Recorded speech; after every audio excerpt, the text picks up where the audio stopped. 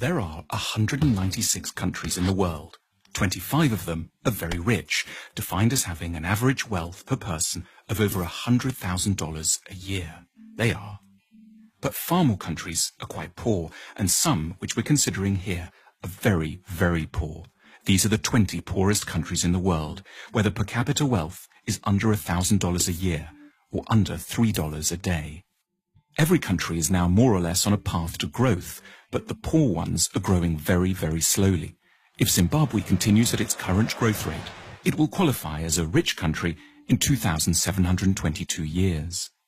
What we want to know in this film is why some countries prosper and others stagnate, so that we can understand what rich countries are doing right and get a better grip on the challenges and hurdles facing poor countries. There are basically three factors that determine whether a country will be rich or poor. The first is institutions. Institutions are beyond important. Broadly speaking, rich countries have good institutions and poor ones have very, very bad ones.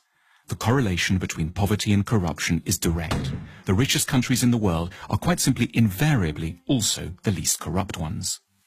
And the most corrupt countries are also the poorest. When countries are corrupt, they can't collect enough taxes to get the good institutions they would need to escape the poverty trap. Half of the wealth of the world's poorest 20 countries goes into offshore accounts. Lost revenues in these countries totals between $10 and $20 billion a year. Meanwhile, without an adequate tax base, poor countries can't invest in police, education, health and transport. Now, a more generous way to look at corruption is that it's really a case of clan-based thinking. Say you're hiring someone. In the rich countries, you're meant to do so simply on merit, interviewing lots of candidates, then picking the best one, irrespective of any personal connection. But in poor countries, under the sway of clan-based thinking, that approach would itself be seen as corrupt. It's your duty to disregard the so-called best candidate from an anonymous bunch in order to pick someone from your own team, your uncle, your brother, your second cousin, the guys from the same tribe. As a result, poor countries don't allow themselves access to the intelligence and talent of the whole population. There's a second thing that keeps countries poor: culture. What goes on in people's minds, their outlooks and beliefs. A striking statistic pops up here in relation to religion. If there's one generalization you can make about religion and wealth, it's that the less people believe, the richer they stand a chance of being. 19 of the richest countries in the world have 70% or more of their populations saying that religion is not at all important to them. The exception here is, unsurprisingly, the United States, which manages to combine great religiosity with huge wealth. More on that in a second. And conversely, the poorest nations in the world are also extremely believing ones.